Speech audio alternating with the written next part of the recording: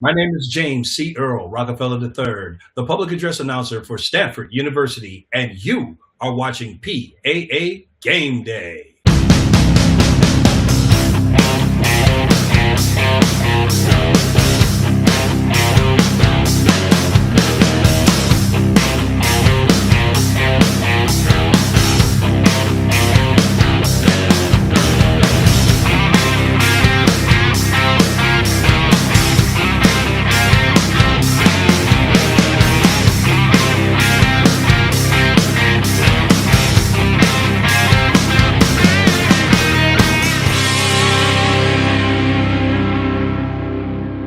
Please welcome the host of PAA Game Day and a public address announcer for Syracuse University and Colgate University, as well as the New York State Public High School Athletic Association for numerous championships, Tom Winiecki. So welcome everyone to our episode of PAA Game Day, the podcast. I'm your host, Tom Winiecki. In our time together, we'll introduce you to other public address announcers in our field. We'll hear their stories, learn about their backgrounds and their climb through the ranks, and maybe even steal a secret or two from them. So let's jump right in and meet our guest, James Earl-Rockefeller on PAA Game Day. We're fortunate to have him. James is the public address announcer for Stanford University for men's and women's soccer, men's and women's volleyball, men's and women's water polo, swim and dive, gymnastics, softball, wrestling, lacrosse, and field hockey, as well as other sports and other schools. And as you can tell, he's someone very worthy of being in demand. And he, sir, is a very busy man. So let's meet James and hear his stories. So James, thanks a lot for joining us. Thank you for inviting me to be here. This is going to be a lot of fun. Well, good. Well, I have to start by just saying, wow. On top of all your other work at Stanford, you're involved in so many other areas. Reading through your experiences took me a while.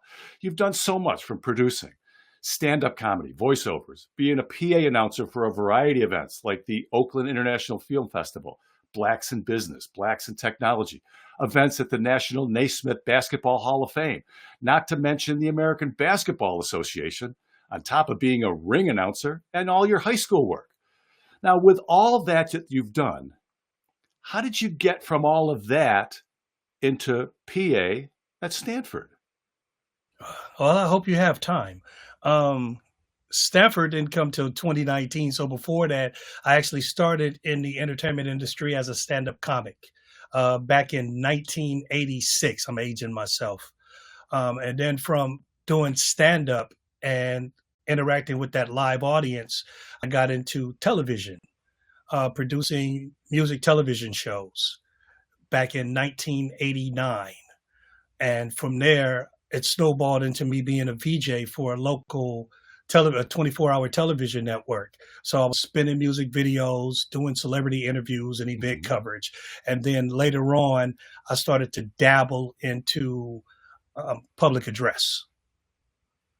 So that's the chain of how it happened. Okay. Now, I heard you talk about stand-up, and we mentioned that at the beginning. I would imagine there's something about reading the room, and that's an important skill to have, and to be able to write the material that works.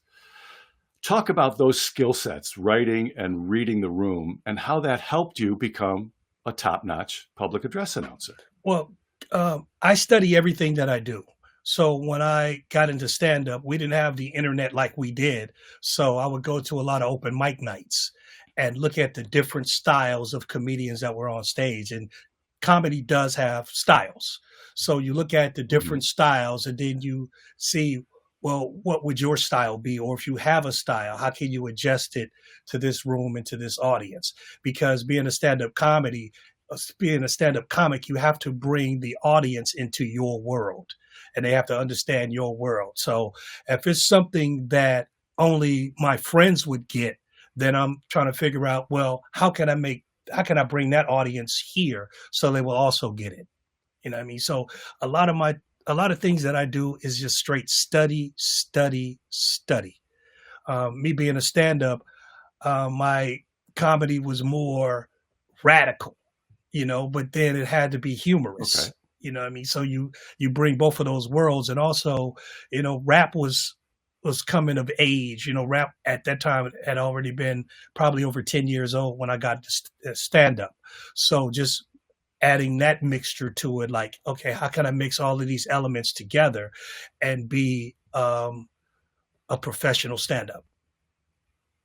Okay. So All I hope right. that makes sense.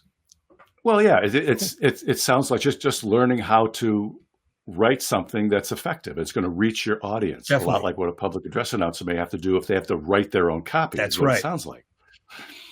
Now, something else I saw that you've excelled at is at the production end, and an executive producer. More behind the scenes type of thing, it sounds like, a bigger picture perspective. Working in that position, did that give you a bit of a different perspective on your development as a public address announcer? Actually, it did, because sometimes when you're a public address announcer, you have to improv on the fly. You know what I mean? Because something might happen, and then you have to know how to cover that, without it being written. And that's what being a producer is all about. I actually started in front of the camera first, and then gradually came behind the scenes when I wanted to work with other artists, people trying to do the same thing that I was doing. So it's just like, and you learn that also in comedy, is that improvisation, because there's something that might happen that's not in the script. And then you're like, okay, how do I fit that in here? You know what I mean? So that's the thing about, relaying everything that I've done into public address. And also public address, it's a performance. And people don't understand that. When you're a public address announcer, you're performing. They can hear you, but your performance is live. So your mistakes are live. Yes, they are. Everything that you do is live. So it's like, if you make a mistake, how do you cover for that? You know what I mean? So just all of those elements, me doing stand-up, me being a producer in front of the camera and behind the scenes, me being a VJ on television, because I did live television, and it was just like me being on the radio. It's the exact same thing. Yeah. So, and then you take all of those elements and then you bring it into what I do as a public address announcer.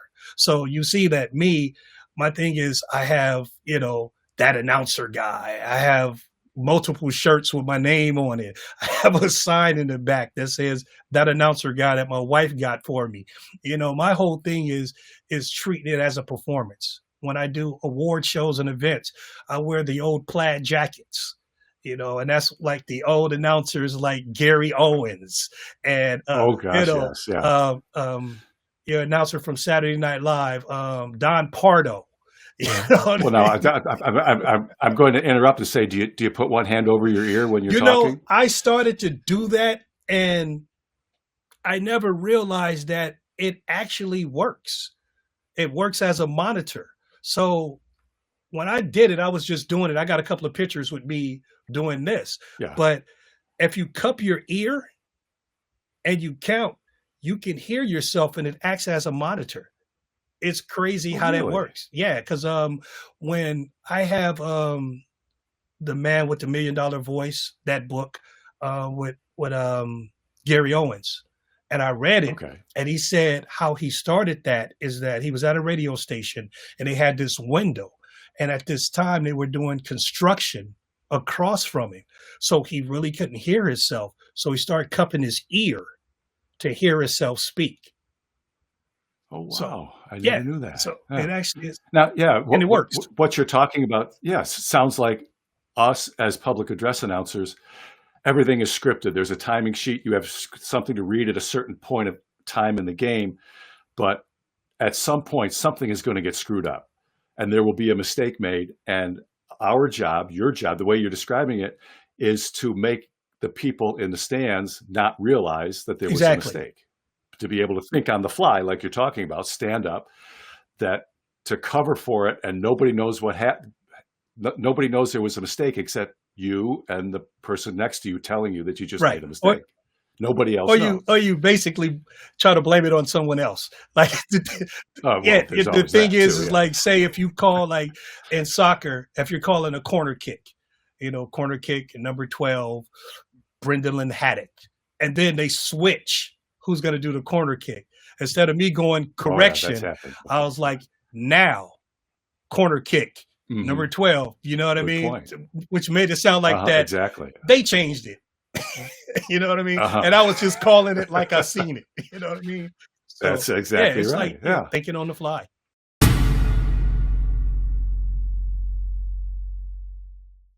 Announcing the Game is a free resource to public address announcers that take you through how to take your skills to the next level.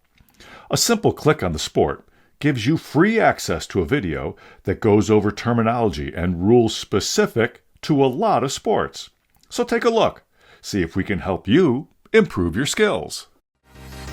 Now, I probably could have asked this question earlier when you were talking about all your different experiences, but I'll throw it in here now.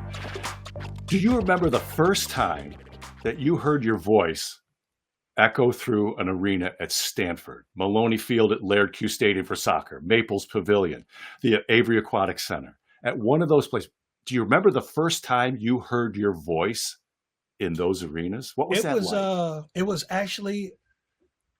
was like a scrimmage with volleyball, with women's volleyball. And at that time, Stanford had already won a championship. So I was coming into a championship team. And they told me, well, we want you to practice. And it was at Maples Pavilion. So they was like, okay, we want you to practice. We're playing each other and, you know, just read the script and call it. So I got to do that. And just hearing it then was like, okay, this is cool. But then when the actual game came, I think I did Maples first. And then I did Kagan Stadium. So one's indoor, one's outdoor. And just hearing it in those two different arenas is just like, you know, it's awesome. You know what I mean? Especially when you got that crowd and it's like, the whole thing is not only when you do the national anthem, but when you're calling the players. And the crowd is hanging on to you they're waiting to cheer and they're waiting to do all, you know what I mean? And it's just, it's just like a thing. It's like, yeah, you know what I mean? Yeah. Now to stay with Stanford a little bit and your top-notch work there, that's got to be a special place to work with its rich athletic history. I mean, they're always at the top of the Directors' Cup for the best collegiate athletic program in the country. I did a little research. Soccer's won 3 national titles. Volleyball team has a combined 19 national championships. Water polo has won 10 since the turn of the century. Swim and dive, the women's team has won 11 of them. Gymnastics, 6. Softball's won 3 of them. Wrestling had many individual national champs before they discontinued the sport. On top of all the athletic tradition is the tough academic standards and expectations at a place like Stanford. So if you could just speak to what is it like to be a public address announcer at an institution with those standards? Stanford is like, for lack of a better term, Stanford is Stanford. It's one of the top 5 universities basically in the world. A guy that I was interviewing on one of my TV shows, he told me my alumni are like princes and kids of CEOs of major corporations. It was like, these are the people I'm going to school with. And I was like, that makes a lot of sense. And anytime I'm in conversation about me being a PA announcer, the minute I bring up Stanford, people, Stanford, you know what I mean? Now they're paying attention because Stanford, I mean, it is what it is. Stanford has won a national championship for the last 49 years. So with all of their sports, at least one of those sports has won a national championship every year for 49 years. So I was like, since the 70s. And that's incredible.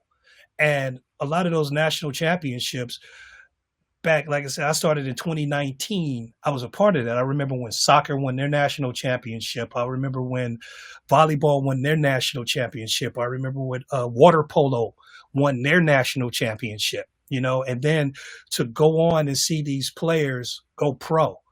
Hey, it was like, I used to call his name, or I used to call her name, you know what I mean?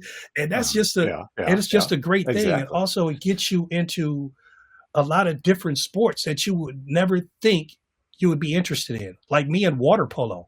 Water polo is an average of probably an hour and 15 minutes, but it moves and it's so fast paced. You know what I mean? And it's incredible. So now when I watching these on the Olympics, I understand them. I understand what's happening in gymnastics. I understand what's happening in water polo. I understand what's happening in soccer. Now I know why it takes so long to get a score. That's why I was really never interested in watching soccer. Because I was man, it's like, ain't nobody scored yet. But if you watch the game, it was like, I understand. Because those players are at the top of their game. Yeah. Oh, yeah. Now, you talk about big games, and you mentioned some national championships. But have you ever been to a game or worked a game and something happens on the field? Some outstanding play happens in the pool, on the field, on the court, somewhere. And you have to force yourself not to sit back and say, holy cow, I just saw that.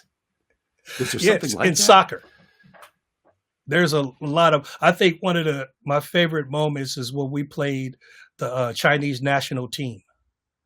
And I remember me studying not only their names, but their numbers, because I've been studying Mandarin off and on. So when I did it, I did the numbers and Mandarin and English.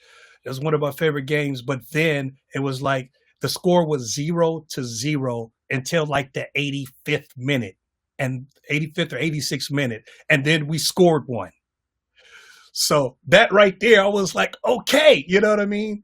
And I've been waiting all game to go, that is a goal cardinal, you know what I mean? And it happened like in the 86th or 87th minute. So that was a super exciting game because the stadium was sold out. Yeah, it was sold out. Oh, wow. Now, to kind of piggyback on that, as a public address announcer, as an informer, someone whose job it is to inform people what's going on, you're part of the production, but you're not necessarily part of the show like the players or the coaches are. How do you strike that balance between the goal against the Chinese national team in the 85th minute and everybody is excited and they should be, and so are you, but balance to being respectful to the opponent? When I make my announcements, it's two things in public address. The top two rules are: one, you're not a play-by-play announcer, and two, you're not a cheerleader. You know what I mean? But there's certain things that you can enhance. Exactly. So of course, when the home team makes a goal or a basket or something like that, you can enhance that call. And that's what I do because the fans expect it. But I don't put too much on it to where the other team would be like, well, he did that way too much. And, he put way too much on, you know what I mean? I do it to where I do it at a level that I'm supposed to do it at. Yeah. You know what I mean? Yeah. Well, Exactly. I always call that respectful enthusiasm. You can add a little more juice to the home team, and you should, because they're the home team. But those other players put in just as much time as our kids do, and on and on and on. And they deserve that bit of respectful enthusiasm from us. Yeah. Now, to kind of piggyback off these big plays, have you ever thought of yourself as the voice of Stanford and then all those sports, that folks in the stands over time, over consecutive seasons, start to associate your voice with Stanford volleyball or Stanford water polo or Stanford soccer or any other sport you're doing? Well, the thing is that we have a few public address announcers at Stanford. Like football has a guy that's been there forever. I think the same with basketball and women's basketball. So they've been there forever.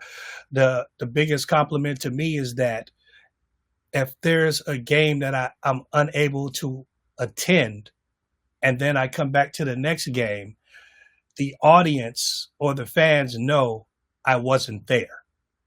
And that's the biggest compliment. Yeah. Like doesn't that make you feel good though? Yeah, this law professor sits in front of my booth. He's like, so James, you wasn't here last week, and he knows, and a lot of other fans approached me and was like, "You wasn't here last week, was you?" I was like, no, we could tell." You know what I mean? So it's just like they could tell, because with me and public address, like my public address voice is more like singing than being a natural voice. You know what I mean? So it's kind of like more radio than anything. So when I put that vocal tone on it, like, give me an example. Please join us in honoring the United States of America with the playing of our national anthem. Yeah. I use a vocal tone more than using my regular voice. Yeah. Because my regular voice is kind of stuttery. But if I talk like this all day long, people will think they're going to win something. You know what I mean? Right. And my wife, she loves it. Gift, yes. You know what I mean? When I use my public address announcer's voice, she loves it. She's like, "Why are you using your voice on the phone?"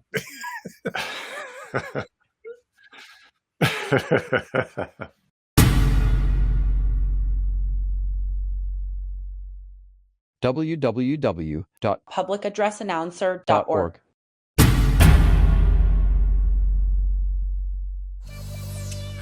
All right, let's kind of step back into a little more of the nuts and bolts of being a public address announcer. You kind of alluded to this at the beginning, talk about studying, and you study things. Talk about your preparation before you get to the game site. You're at the game site pre-game. The preparation that goes into it, the work that nobody sees. Getting the script. They hear the result. Like the first thing is that I have my own microphones. Like I have all of my own custom microphones. Even with Stanford, I have a white SM58 with the red grill on it and a white cord. I have my own switcher. Okay. And they also gave me a Stanford mic flag. So I have a custom mic. So the first thing that I do when I arrive is I set up my microphone. Once I set up my microphone and do a mic check, then I get the script and the lineups. My most important thing, like I'll read through the script and just make sure that like there's no mistakes or there's not print from last game. I'm calling the right team. I do that. And then I get the starting lineups. That's one of the most important things to me, is getting the starting lineups and also name pronunciations, because every script doesn't come with the phonetics. But then even when it comes with the phonetics, sometimes the phonetics can be wrong. And if there's an SID there from the other school, especially from the other school, then I coordinate with him. Because most SIDs, because most of them, they'll come to you first and go, "Do you need help with any pronunciations?" So what I do is I look at the starting lineup to see who I'm going to have to call first, and get those names right. And even if I see the phonetics and then I write them down myself, because I might rewrite it to where I understand it, I'll still go to the SID and I'll say the names back to see if I'm saying them right. And then he might say, "No, say this one like this." Yeah, okay, cool. And then I write that down. So that's the first thing I want to do, is make sure I get the names right, and then the names of the coaches. Because sometimes the names of the coaches are simple, but then you might get those one or two that's like, you know what I mean? Because you only mention the coach's name once. If you get a name wrong in a starting lineup, you may have a chance to say that again when they sub out or if they make a goal. So you get, the coach is one and done. But the coach is and one there's and no done. way to recover from that. So you want to make sure that you get the coach's name right from the top.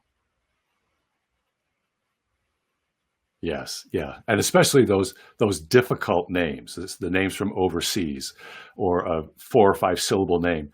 While they're difficult to do, and you may feel the same way as I do, those are the fun ones to say. What's your favorite? Want to get those right, and you enjoy names doing to say? Because mine's are Polynesian. I love Polynesian names because they're pronounced exactly how they spelled. I haven't had experience with those. I've done a lot of ice hockey. I'm up in the Northeast, so we get a lot of people from French Canada. And to say that the French Canadian names are from such and such in Quebec. Or there was the women's ice hockey team at Colgate for a while had a player from the Czech Republic. And to learn how to say their name correctly the way a Czech citizen would say, yep, you got that right, not the way the SID would say, that's good enough. No, tell me how to say it exactly correct. And there's been times I won't let the player go or the SID go until I've got it right. And they're beyond saying, that's okay, that's close enough. No, we're not here to get it close enough. We're here to get it exactly right. Now, I was like, I had one name. She played for Utah volleyball, the Utah Utes, I believe. And her name was Sage Ka'aha Aina Torres. And I couldn't wait to say that name. Like, yeah, when she scored, I couldn't wait to say that name because when you get it right, it just means so much. You know what I mean? I know exactly what you mean. Now, to talk about that a little bit with preparation and stuff, sometimes we can be our own worst critic. Someone else may tell us we did something exactly right, but there's something in the back of our mind, we just didn't hit it right. How about critiquing yourself? Have you ever gone back and listened to your own calls? You know, there's comedy shows that I haven't watched fully of myself because I know I made a mistake in it. And if I started watching it and I get to that mistake, I'll cut it off. Like, oh, why did I say that? I got stuff in public address. I've been beating myself up for years. And like the game is gone. Nobody remembers it, but I do. You know what I mean? Yes. Exactly. Yeah. Yeah. We are our own worst critic. Okay. Let's change tack a little bit again. Is there something that you wish somebody else would have pulled you aside to say as you were starting to get into this field? Relax. That's one of the biggest things is relax, because I still get nervous after every game. You know, I've done hundreds of games, but it's like everything's a new audience. Everything is a new thing. You know what I mean? And it's, you always have a new script. Like some of your scripts are, you know, it's the same thing with a couple of different things. The school has changed, you know, maybe the ad reads or change, or the spots or something like that. But the names always change. You know what I mean? So it's just that if you don't beat yourself up about it and you relax, it helps you more. Because sometimes when you overstudy, like you can say somebody's name and you can just keep saying it and keep saying it and keep saying it. And then when it comes time to say it in the moment, you still get it wrong. You know what I mean? So sometimes you can over prepare. And that's what I try not to do, is just over prepare. I should come in the same way every week and go here, practice. Okay, good. Breathe. Go for it. Now let's turn the tables a little bit. Instead of something you wish someone would have told you along the way, what would you offer to somebody either just getting started in our field or somebody that's been doing games for a while? You have to study, like public address has rules. And when I started public address, like, you know, I dabbled in it. I was more so of a performance announcer, you know, events, award shows, you know, stuff like that, doing live stuff, you know, and then I gradually got into sports. But when I first got into sports, I didn't have like publicaddressannouncers.org, you know what I mean, to let me know what being a PA announcer is. Yeah. Now you started to talk about that. What are some of those rules that you refer to? Not being a cheerleader.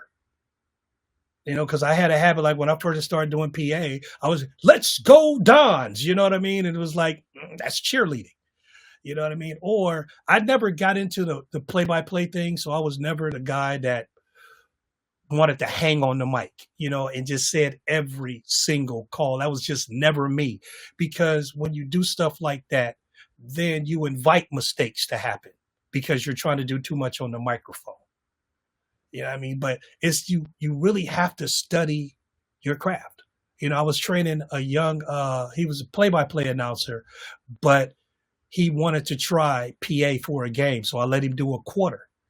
But he was doing it like a play-by-play announcer. And I was like, look, you're doing too much. You don't have to do all of that. You know what I mean? That's reserved for when you're on television or when you're on the radio. But in stadium, you don't have to do all of that. because it's not all about you. Exactly. So Exactly. you need minimum effectiveness. Mm-hmm. Yep. Say what needs to be said and get out of the way. And get out of the way of the game. Yeah. Mm-hmm. Well, folks, that's about it for our episode of PAA Game Day, the podcast. I want to take some time to personally thank our guest, James Earl-Rockefeller. I hope, James, this was as much fun for you as it was for me to sit down and hear about your journey and your accomplishments. So, James, thank you. Thank you very much for being with us. This was fun. This was actually needed, and I can't wait to see who your other guests are, because this was super fun. Thanks, Tom. I appreciate you, and I appreciate Matthew. This was a great opportunity. Well, great to hear that. And a special thank you to all the folks out there who took the time to tune in and check us out. We hope you have you back for our next episode. So for now, thank you for joining us, and stay tuned in to us at publicaddressannouncer.org on Facebook, X, and I think we're on Instagram, as we put together our next podcast. And as we say to close all of our free video tutorials, I'm Tom Winiecki, and I look forward to hearing you on the mic.